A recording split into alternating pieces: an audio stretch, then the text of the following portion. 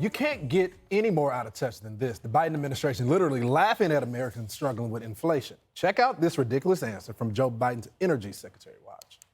In Sturgis, Michigan, it is $2.89 a gallon.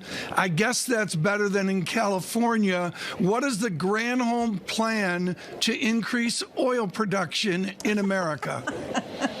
Oh my God, that is hilarious. Would that I had the magic wand on this. Oil is a global market. It is controlled by a cartel. That cartel is called OPEC, and they made a decision yesterday that they were not going to increase beyond what they were already planning. Wow. I didn't think it can get worse than Kamala Harris giggling when she's uncomfortable, Pete. But you know who's not laughing? The electorate. I mean, you got Virginia, New Jersey. It's happening in smaller districts where progressives are losing control.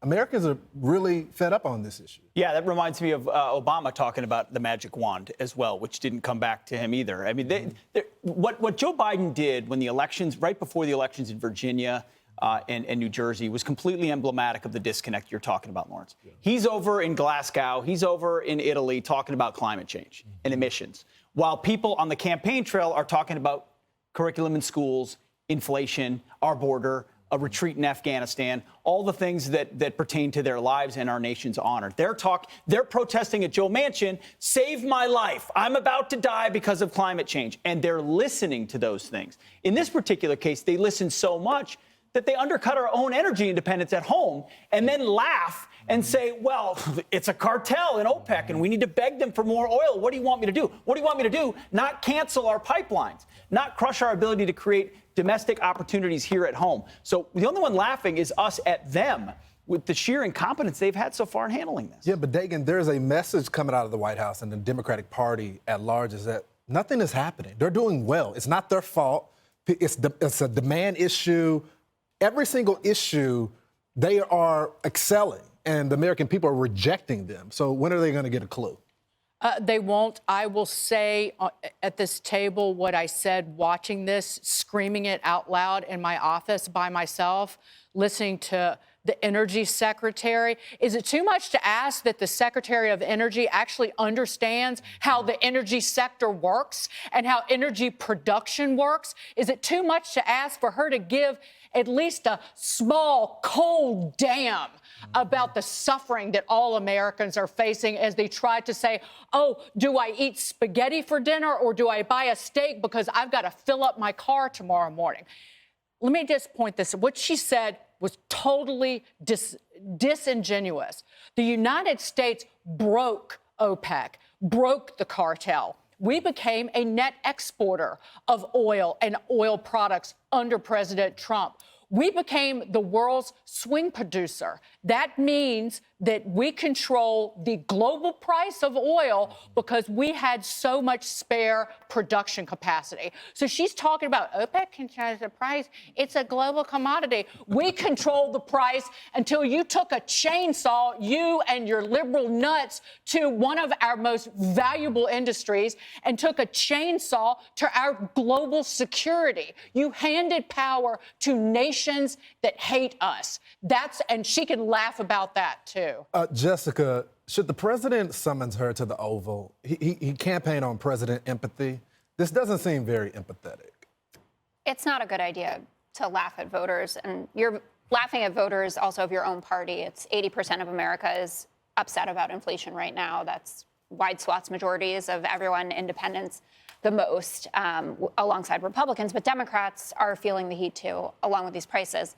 And to return to the empathy point, yes, Joe Biden won this election by being empathetic and saying, I can get us through this global health pandemic. I'm the right guy to do that. And you saw that coming up as a problem, specifically in the Virginia election. You can't dismiss the way people feel.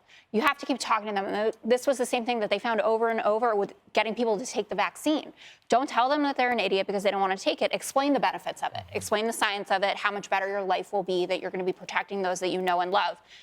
Jen Granholm was a very good governor, great person. It was a mistake, though, and so it's going to be run in the midterms. I see that, and I say there's a midterms out. That was really nasty. And Jesse, here's the problem. We could have discussed energy policy and all of this during the campaign, but it was an emotional campaign. We didn't get to talk about the facts and where each candidate and the media covered for them. And so she's laughing, but they ran on this. So should they have no empathy on this issue? Joe said America's back. Prove it. You just got on your knees and begged OPEC to increase production, and they just gave Joe the middle finger. They just gave Joe the middle finger. OPEC. We're supposed to be back? We're just going to get talked to like by sheikhs in the desert like that? No. Remember Trump used to jawbone the Saudis? Guys, you know how much we're paying to protect your kingdom? You want this weapons package to go through? You want us to stay tough on the mullahs in Iran? Well, pump that oil, king. And they pumped that oil, and that's why prices were so low. Also, as you so well said, we had domestic production up, not only in oil, but in natural gas. You have low gas prices. That's downward pressure on world oil prices. He just went and fell asleep at Glasgow at a climate conference where all his buddies said, we're going to destroy petroleum in 30 years. What do you think the sheikh said then? Oh, really, guys? We're just going to slow things down a little bit over here so you can feel the pain. You know, maybe feel some pain without some oil. See what that feels like. They're just laughing all the way to the bank. Wait till winter comes, Lawrence. You know how expensive home heating prices are going to be? You're going to have high home heating prices, high inflation, high gas prices. That hasn't happened since the 70s. Remember what Carter said in the 70s? If you guys are cold in your house, he said, put a sweater on. Jessica's going to have to knit me a sweater.